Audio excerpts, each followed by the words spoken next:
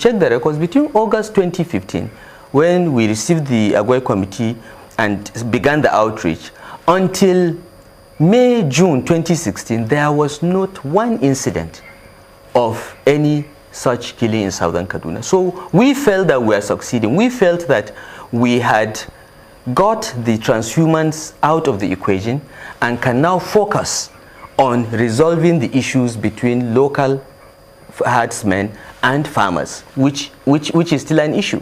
Okay, but and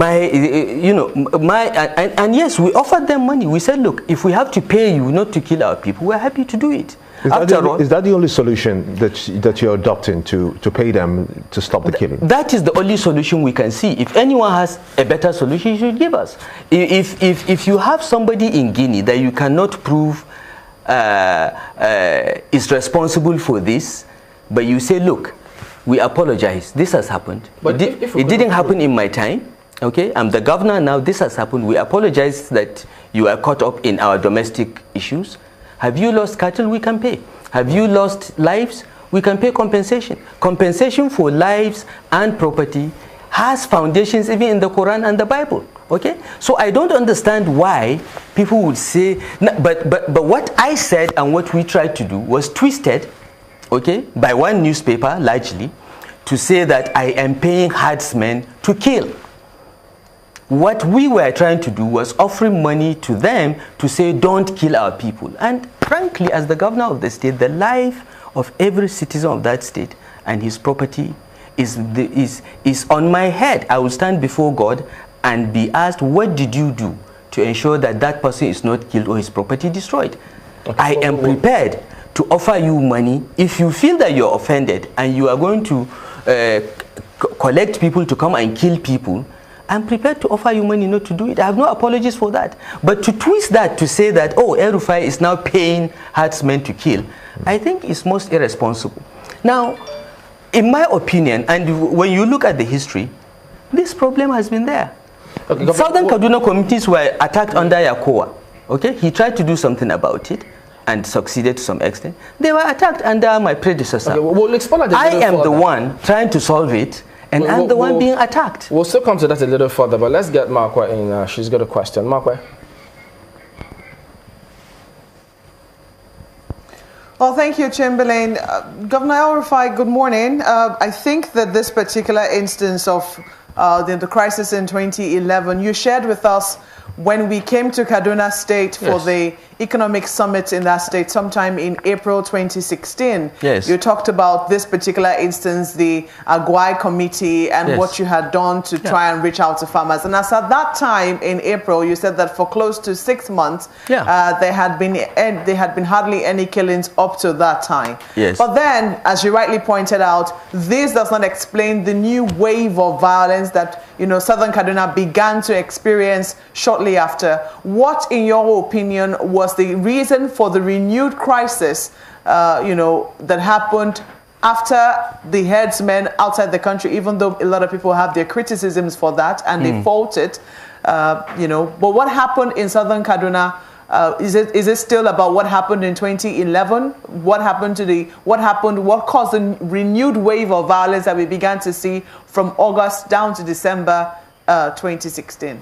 Well, I can only speculate as to the reasons, okay? I felt, and I told you then, that we had isolated the problem of the transhumans, which was more insidious and more difficult to handle. And we felt that what needed to be done within Kaduna State was to begin a process of peace building. And since I was sworn in, I had reached out to the governor of Plateau State, Governor Simon Lalong, who has a similar problem, okay? His problem is purely domestic. It was a dispute between Hausa Fulani so-called settlers in Jos with the original inhabitants around Jos called the Biroms. Okay, two ethnic groups were fighting for years. They were killing each other. And when we got elected, I spoke to Lalong. I said, Governor Lalong, you and I have a difficult task because we are the front line of this crisis. And because of the diverse nature of both Kaduna and Plateau states, we have become targets of agents of division and conflict entrepreneurs, because there is greater capacity to cause crisis in Kaduna. We have over 50 ethnic groups and Plateau because of the diversity of these two. So we need to work together. Lalong was working with an NGO called Center for Humanitarian Dialogue that helped broker peace in Jos, and Jos has been quiet since then. So I asked Governor Lalong to get HD to come to Kaduna, and they came and they started working on peace building, domestic peace building, to look at what has happened in the past, to agree to live in peace, to apologize for past wrongs done to one another, and begin a process of peace building. And by March 2016, HD had brought 32 warring communities together to sign an agreement to live in peace, to offer mutual apologies, and to begin a process of peace building and rebuilding their communities. I went to Kafanchan with Simon Lalong, Governor Simon Lalong, and we signed that, what we call Kafanchan Declaration, facilitated by the Center for Humanitarian Dialogue with funding from the Norwegian government, okay?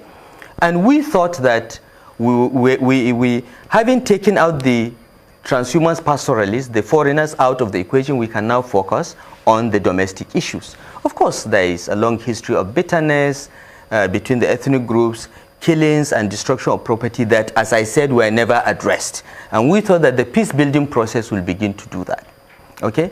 And most of the traditional rulers in southern Kaduna were in Kafanchan on that day when we signed that declaration. And HD was to come back and begin a process of peace building.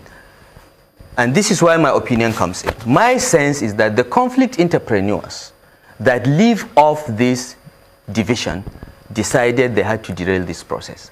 And that is why we signed the agreement, the declaration in March, end of March, and the very first issue we had that led to this crisis began in Ninte in May, okay?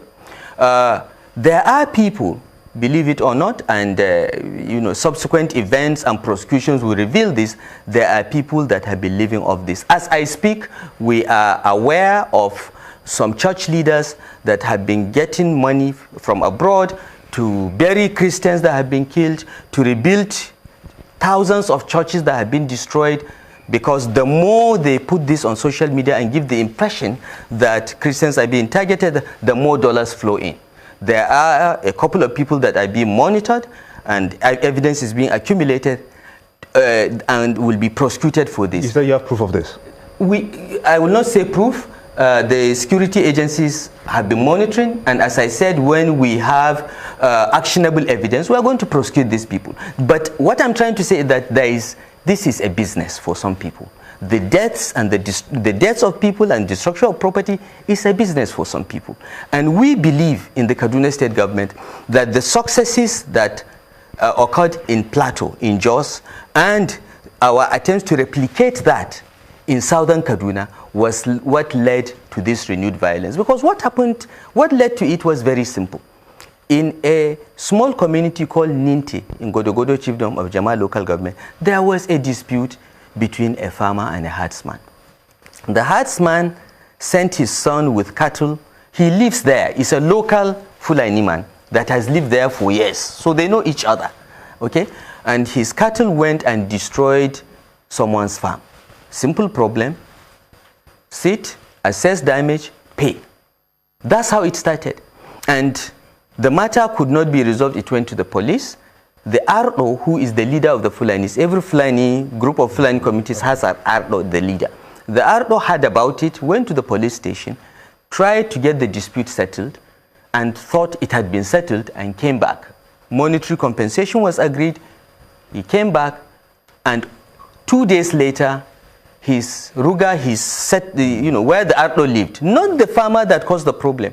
The Ardo that tried to solve the problem was killed, and his family, attacked, and one of his children escaped and went to Nasarawa State, where his relations lived, and 5 days later, they came and attacked Ninte. Okay, now, why did that happen? One, it was a simple problem, as I said. It could have been solved, and it was solved. But still, someone paid youths, armed them to go and kill the Ardo. Okay, this is what started the problem. It was a totally avoidable problem. Where was the police? This killing of the Ardo was not even communicated to us to take proactive action. Okay, right. Until the Fulanis organized themselves from Nasarawa State and came and attacked Ninti. That was when the problem came. And since then, you know, there are people adding fuel to the fire so that this problem continues to grow. If I could follow up on what you tried to explain about how that was misrepresented. Well, the General Guai also was speaking. He heard about that. He said, well, just trying to quote what he said in some of the interviews he granted about this particular. And said, yes, he also heard that rumor. His report is open. What the committee recommended was for the government to dialogue and compensate all the aggrieved parties. And so if there's going to be dialogue, it should include everybody. If there's going to be compensation, it should also include everybody, not an aggrieved party. No. But it included everybody. What was the Kamfanja declaration about?